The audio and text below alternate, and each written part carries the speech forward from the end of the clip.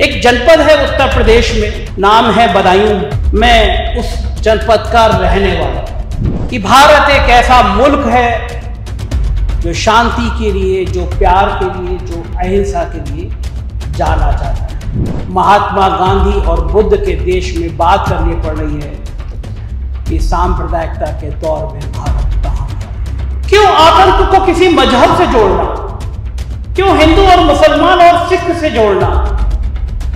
क्योंकि कुछ लोगों की खेती इसी से चलती है। लोग सवाल करेंगे कि हमारे घर का सिलेंडर, हमारे घर की सब्जी, महंगाई क्यों चरम पर पड़ रही है।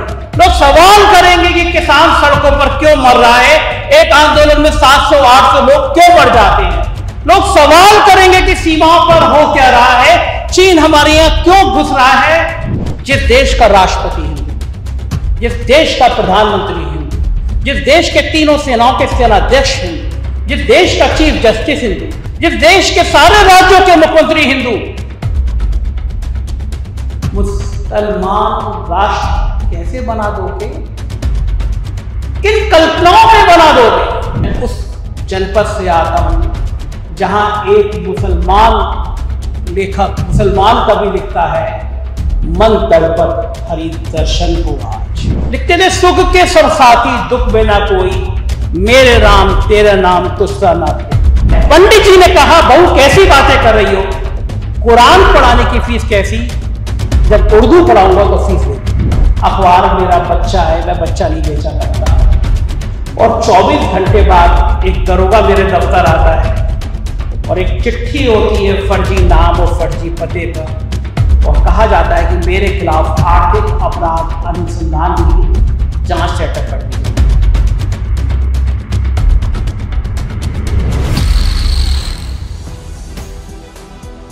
मेरे प्यारे काब भाई, रोनी जी, यहाँ उपस्थित सभी नौजवान लोग, गेस्ट,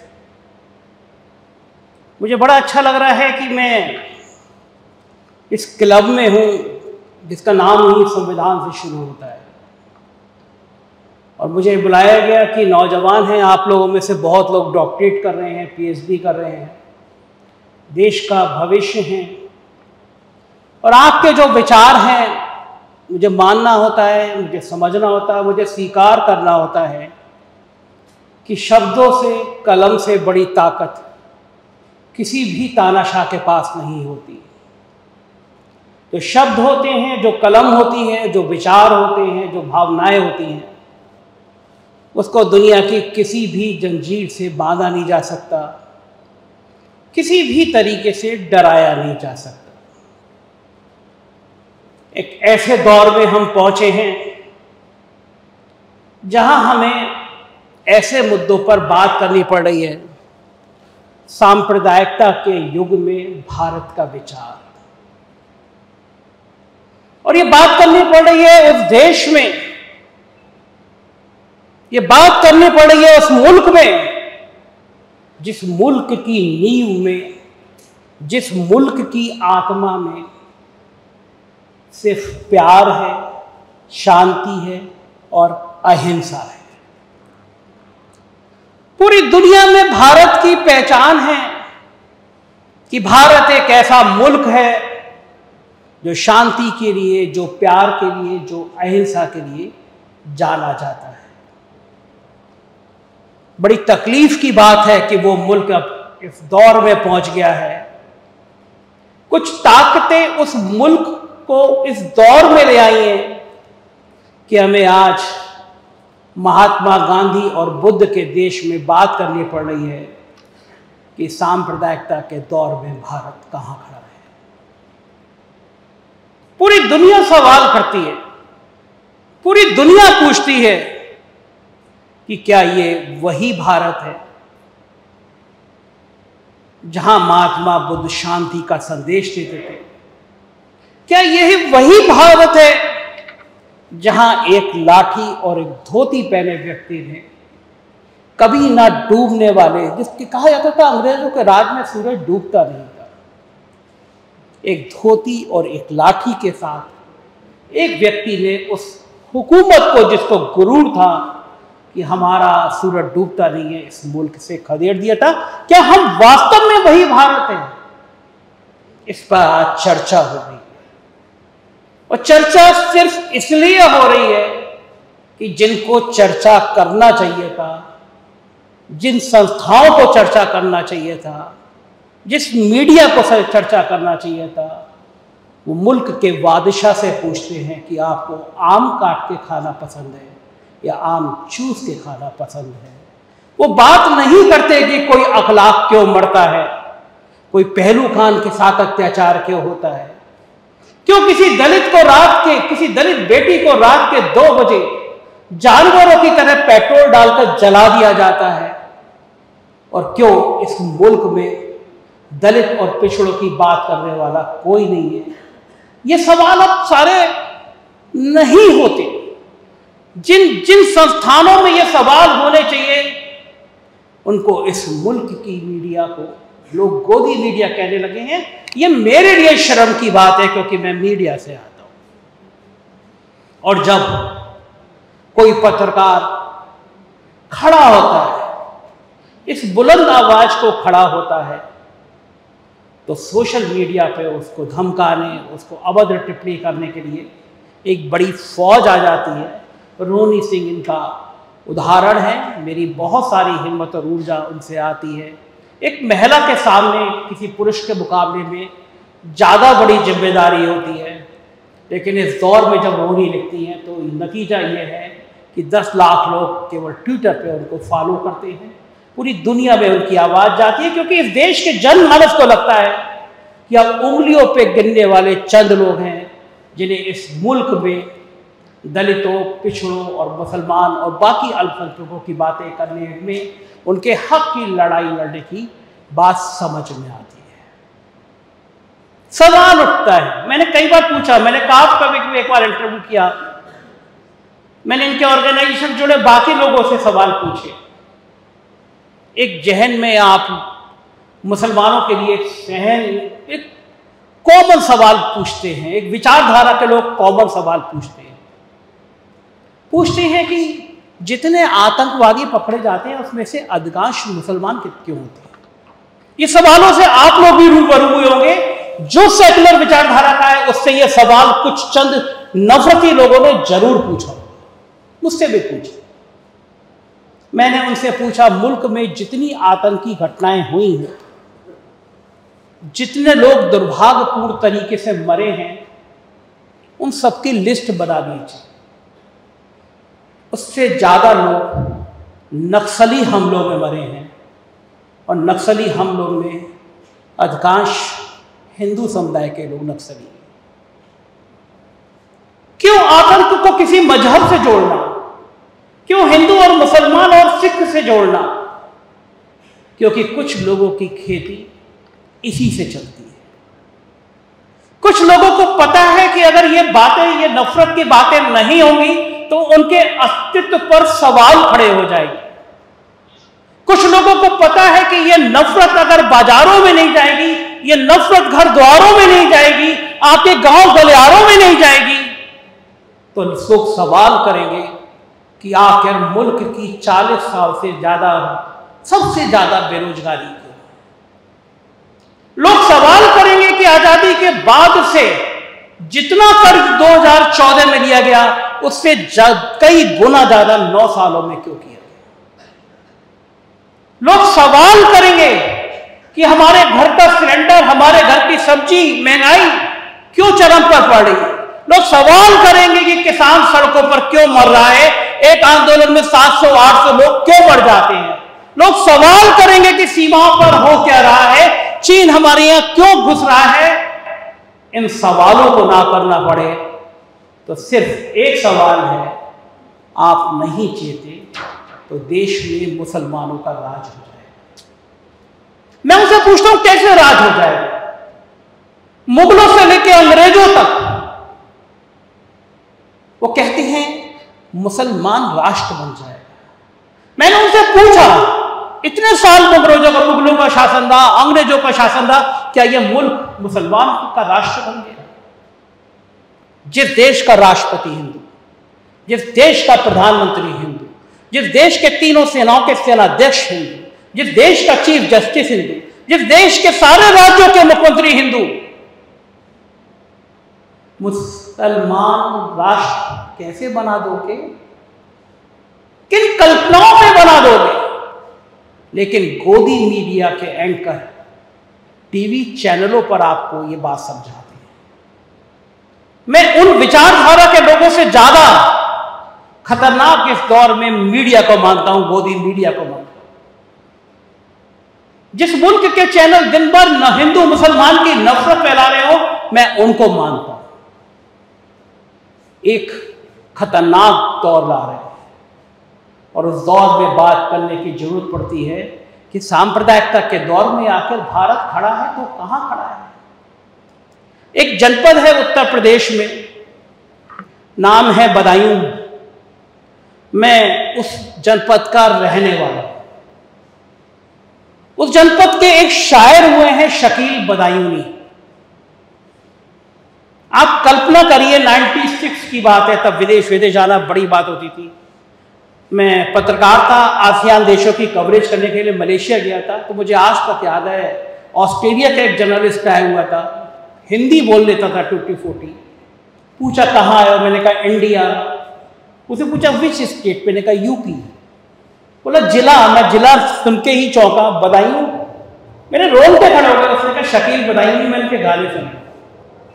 मैं उस जनपद से आता हूं जहां एक मुसलमान लेखक, मुसलमान कवि लिखता है, मन तड़पत हरि दर्शन को आज। पांचों वक्त का नमाजी मोहम्मद रफी पूरी तन्मयता के साथ गाता है, मन तड़पत हरि दर्शन को आज। ये बातें आपको नहीं बताई जाएंगी। यह बातें आपको नहीं बताई जाएंगी कि आजादी के समय एक बहुत हजारों लाखों लोगों ने कहा कि लाख पाकिस्तान हो, हमारा खून इस मिट्टी में मिला हुआ है, हम यहीं दफन होंगे क्योंकि भारत दुनिया में हमें सबसे ज्यादा प्यारा है। और वो लाखों मुसलमान इस मुल्क को जोड़ के नहीं गए क्योंकि वो भारत को अपनी आत्मा से, भारत को अपने अस्तित्व से ज्यादा प्यार करते थे। ये है सांप्रदायिकता के माहौल में आज भी भारत का विचार। कोई नहीं बताता, कोई नहीं चर्चा करता। शकील लिखता है, मधुबन में राधिका नाचे रे नाचे रे। कृष्ण की भक्ति में डूब के लिखते हैं शकील बदायूनी, मधुबन में राधिका नाचे रे नाचे। मोहे पनघट पर नंदलाल छेड़ गयो। ये ऐसे गाने हैं जो सबने सुने होंगे। लिखने वाले का नाम है शकील बदायूनी। लिखता है इंसाफ का घर है ये, इंसाफ का मंदिर है ये, भगवान का घर है। ये लिखने वाला का नाम शकील बदायूनी है, मुसलमान है। लिख रहा है इंसाफ का मंदिर है ये, भगवान का घर है। कहना है जो कह दे, तुझे किस बात का डर है? मैंने कहा ना, पांचों वक्त मोहम्मद रफी नमाजी थे, लिखते थे, भगवान भगवान ओ दुनिया के रखवाले, तुम दर्द भरे मेरे नाले। लिखते थे सुख के सब साथी, दुख में ना कोई, मेरे राम तेरा नाम तुझसा ना कोई। बताइए, बड़ी देर भई नंदलाला। और एक में किस्सा सुनाता हूं, और वो किस्सा इस देश की आत्मा है, इस देश का सार है।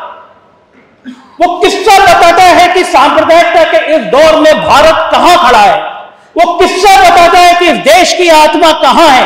वो किस्सा बताता है कि हमारे खून में, हमारी धमनियों में कौन सा भारत बसता है। मीना कुमारी की शादी हुई, अमरोहा गई, छोटा सा शहर। आप लोगों में से जो यूपी में आए हो, अमरोहा देखा होगा, छोटा सा शहर। सौतेला बेटा था, उसको पढ़ाने की बात हुई। कमाल अमरोही साहब बिजी रहते थे। मीना कुमारी ने कहा कि इसको कुरान पढ़ानी है। वहां के कारिंदों से कहा, जो नाम काम करते हैं काम ऑफिस में, उनसे कहा कि भैया कुरान पढ़ानी है, कोई टीचर ढूंढ दो। सबने कहा बहू, अमरोहा में सबसे अच्छी कुरान तो पंडित जी हैं, शर्मा जी हैं, वो पढ़ाते हैं। अगले दिन पंडित जी आए। मीना कुमारी जी ने हाथ जोड़ के पर नमस्कार किया, कहा पंडित जी बेटे को कुरान पढ़ाना। पंडित जी ने कहा वाह, इससे अच्छी बात क्या बहू, मैं कल से आ जाऊं। मीना कुमारी ने सकुचाते हुए कहा कि पंडित जी आपकी फीस कितनी है? और जो पंडित जी ने जवाब दिया वो भारत की आत्मा है। उस जवाब से मिल जाता है कि सांप्रदायिकता के माहौल में भारत कहां खड़ा है। पंडित जी ने कहा, बहू कैसी बातें कर रही हो, कुरान पढ़ाने की फीस कैसी, जब उर्दू पढ़ाऊंगा तो फीस नहीं दूंगा। यह है मुल्क। एक पंडित कह रहा है कुरान पढ़ाने की फीस कैसी बहू, जब उर्दू पढ़ाऊंगा तो नहीं। कोई बंटवारा ही नहीं था, कोई भेदभाव नहीं था। और एक सीधी सी बात, समझ में आने वाली बात, ईश्वर द्वारा प्रदत्त बात, कि बंटवारा तो ऊपर वाले ने भी नहीं किया था। जब सूरज की पहली किरण आती है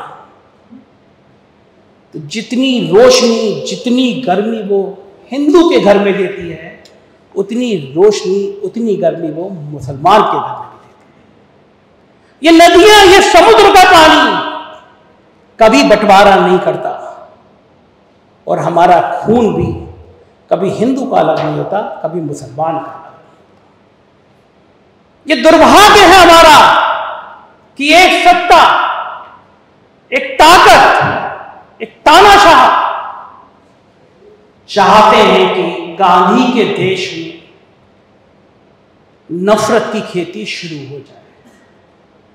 एक बादशाह चाहते हैं कि एक विचारधारा खड़ी हो जाए जो ये कहे भारत में रहना होगा तो वंदे मातरम कहना होगा। किसको समस्या है वंदे मातरम कहने? मैंने कहा कि अगर मैं मुसलमान हूं, मैं कहता हूं वंदे मातरम, और आप डंडा लेके आ जाएंगे और कहोगे, डंडा दिखा के कहोगे भारत में रहना होगा, वंदे मातरम कहना होगा, तो मैं कहूंगा मार दो, नहीं कहूंगा। किसको इस मुल्क से तुमसे कम प्यार है? किसके जज्बात तुम्हारे से कम धड़कते हैं इस मुल्क के लिए? इस मुल्क में अगर जान देने वालों की, इस मुल्क में अगर सब कुछ कुर्बान करने वालों की लिस्ट निकालेंगे तो आजादी के पन्नों से बहुत सारे ऐसे नाम निकलेंगे जिन नाम में हर धर्म, हर समुदाय के लोग शामिल हैं। ये नफरत की खेती क्यों आती है? और ये बहुत खतरनाक दौर है। और जो लोग बोलते हैं, जो लोग बात करते हैं, जो लोग सामाजिक समरसता की बात करते हैं, रोनी जी ने ठीक कहा कि वो तलवार की धार पर चलते हैं। मैं उत्तर प्रदेश से आता हूं। छोटा सा किस्सा अपने बारे में बता देता हूं। जब रोनी जी ने जिक्र किया, हालांकि बात तो आज भारत की हो रही थी। सरकार आई, भारतीय जनता पार्टी की सरकार आई। 6 महीने बाद ही मुझे सबसे ताकतवर अफसर ने बुलाया और कहा कि सरकार तुमसे नाराज है, ये पहले पेज पे जो खबर लिखते हो ये इस तरह खबर नहीं होनी चाहिए। मैंने कहा ऐसे कैसे संभव है? अखबार की खबरें कोई दूसरा कैसे तय कर सकता है? उन्होंने कहा कि तुम ऐसा क्यों कर रहे हो, कोई दूसरा अखबार ऐसे नहीं छापता। मैंने कहा मैं किसी पे टिप्पणी नहीं करूंगा, लेकिन मैं हमेशा ऐसे करते आया हूं। मैंने दिखाया कि मैं पहले की सरकारों में भी ऐसा छापता था, तो मुझे करोड़ों रुपए साल का विज्ञापन, जैसा आजकल सरकारें करती हैं, मीडिया को खरीदती हैं, देने की बात की। मैंने कहा सवाल ही नहीं है, अखबार मेरा बच्चा है, मैं बच्चा नहीं बेचा करता।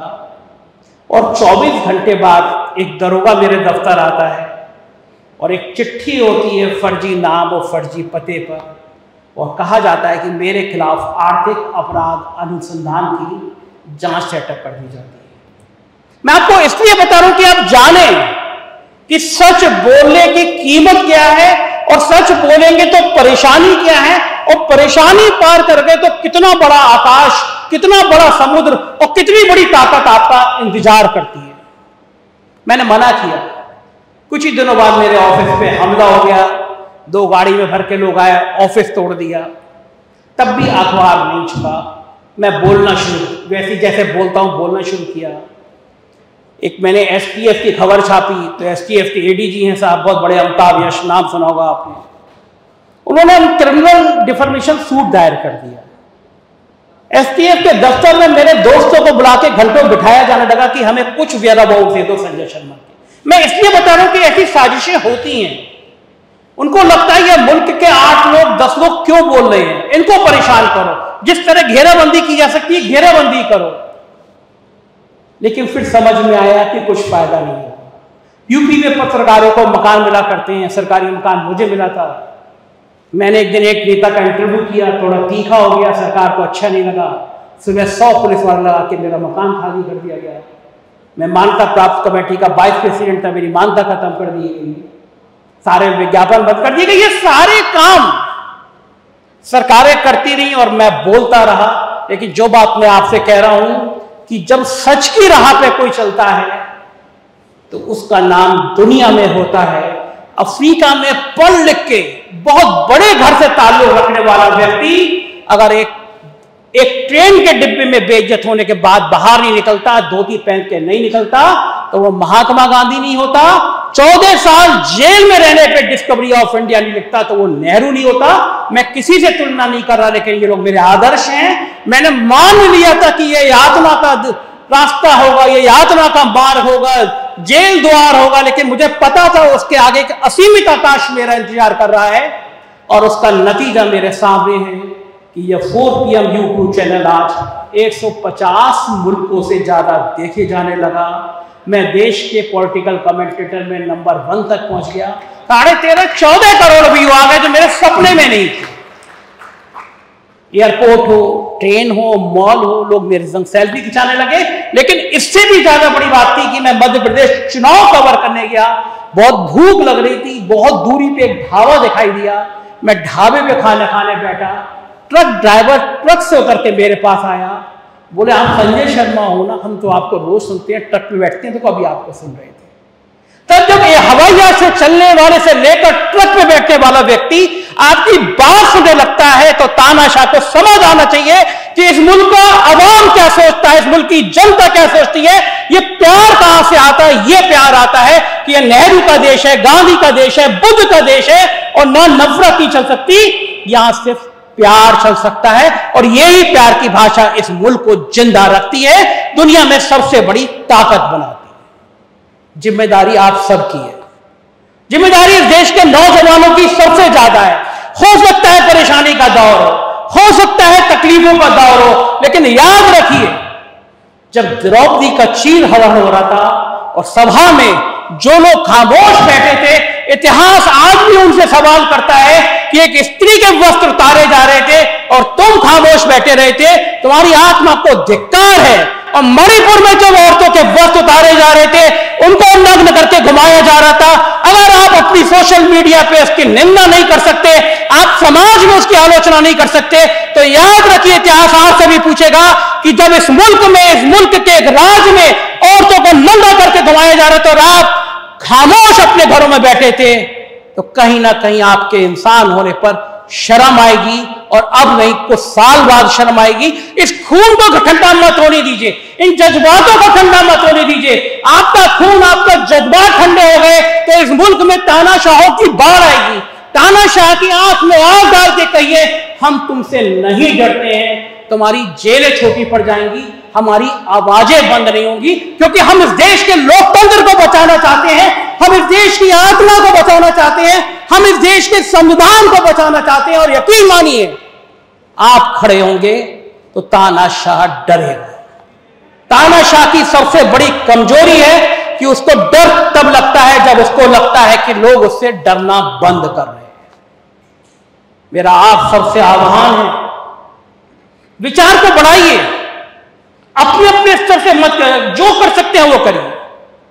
इतना कर सकते हैं कि 10 लोगों से कहिए, 10 लोगों से चर्चा नहीं करिए, व्यक्तिगत कहिए कि इस मुल्क में जो नफरत बांटी जा रही है, उस मुल्क का जवाब सबसे ज्यादा प्यार से देना है। और सबसे बड़ी जिम्मेदारी मुसलमानों की है।